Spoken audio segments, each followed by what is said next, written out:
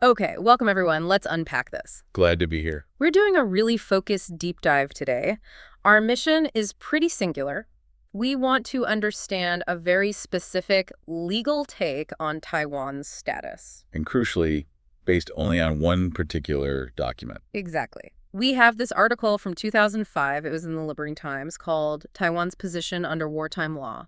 Yeah, so our goal today is just to lay out the arguments as they present them in this document. Nothing more, nothing less. That's right. We're not judging it, not bringing in outside stuff. Think of it like we're just examining their map of legal logic. Right. And they actually mention at the start of the article that this was written to clarify their thinking after a previous piece in the Washington Post stirred things up. So this is them laying out their core legal reasoning step by step. Exactly. We're your guides through their logic. It's interesting to see how one legal lens can shape the view of history. And just to reiterate, everything we talk about comes straight from this 2005 article. Okay, let's jump in. Where do they start building their case? What's the historical foundation according to this article? They go right back to 1895, the Treaty of Shimonoseki. Okay. For them, this is the critical starting point. They state very clearly that in 1895, China formally ceded Taiwan to Japan through this treaty. Ceded, meaning legally transferred ownership. Yes, and they stressed this was internationally recognized at the time. So in their view, Japan legally gained sovereignty. And China lost jurisdiction, a clean break, legally speaking. That's their argument. Japan gets the deed of ownership, establishing its sovereignty under international law then. Okay, so baseline. Japanese sovereignty from 1895. Now let's fast forward. End of World War II.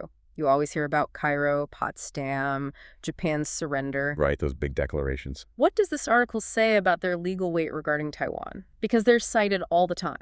Well, this is where their strict legal interpretation really kicks in.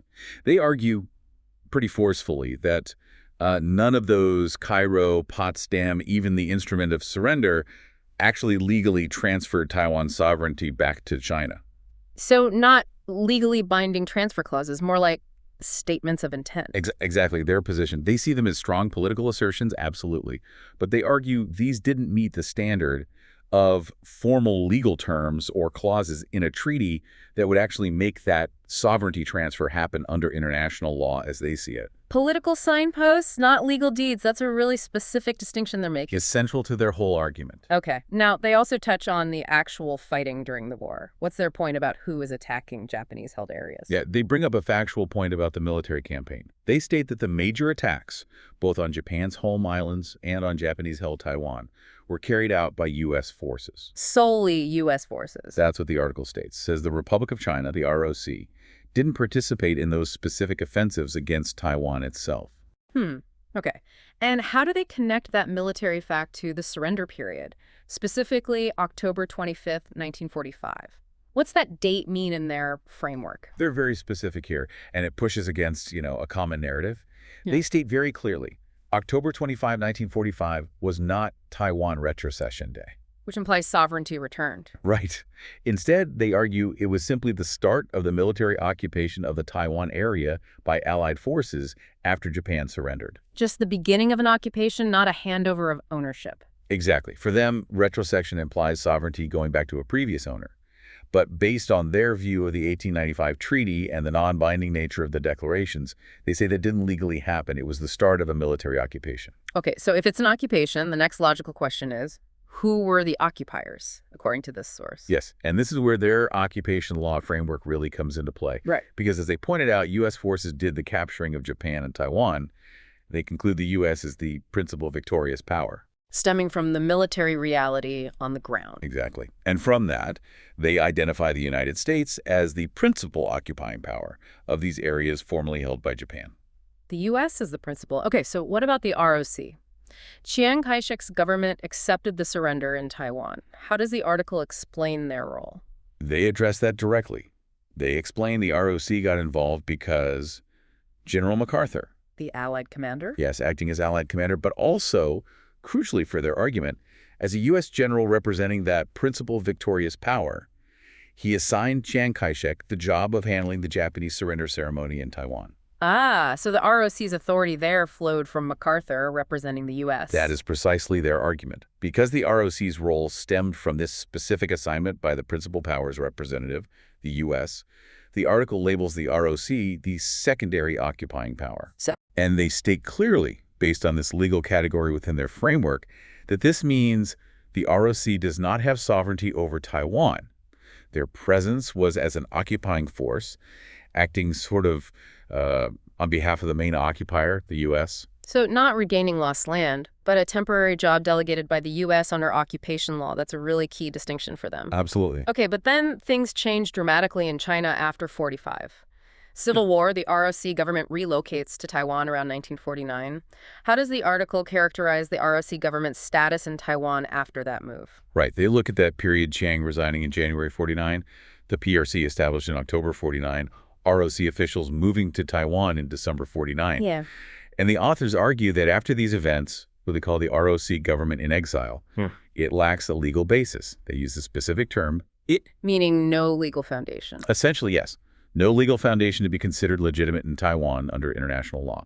Why in Taiwan specifically? What's the reasoning? Well, based on their application of occupation law, they see it as a government that lost control of its original territory, mainland China. Okay. And then moved to a territory, Taiwan, where, according to their own previous arguments, it's only a secondary occupying power with no sovereignty itself. So a government without its home base, sitting on territory, it's only occupying on behalf of someone else. That's the legal picture they paint. That combination, in their framework, means it doesn't have a legitimate territorial basis in Taiwan and therefore lacks the standing of a sovereign government there. I see. Okay. This feels like it's leading us towards another major document. The Treaty of San Francisco came into effect April 1952, ended the state of war for many allies with Japan. What's the article's take on this treaty regarding Taiwan? This treaty is absolutely central to their final point. The source points out, yes, Japan formally renounced all rights, title, and claims to Taiwan in this treaty. Japan definitively gave up its claim. Okay, renounced it. But what's the critical legal point for the authors about this treaty? The absolute key detail for their argument is that the Treaty of San Francisco did not say who Taiwan was being renounced to. So unlike Shimonoseki, which explicitly said to Japan, Exactly. San Francisco just has Japan letting go, but not specifying a recipient in the legal text. Precisely. Japan cuts ties, but there's no named beneficiary for Taiwan in the treaty itself. And the consequence of that, according to the source. The direct consequence, they argue, is that the ROC government, which they've already tagged as a government in exile and secondary occupier, does not get the legal deed of ownership for Taiwan from this treaty. Japan didn't legally give it to the ROC here. And if the ROC doesn't have the deed and lacks that legitimate territorial basis in Taiwan, what does the source then conclude about the ROC being a state? Their conclusion, based on analyzing the treaty and the ROC situation, is that this ROC government in exile, lacking its own territory under their framework, cannot actually be called a state in the way international law usually defines it as they apply the law. Because a state needs sovereign territory. In their view, yes, that's fundamental. Okay, it really feels like all these arguments are building blocks guided by a core legal idea. What principle do they mention about territory changing hands? They bring up what they see as a basic principle of international law. Territory cession happens between governments.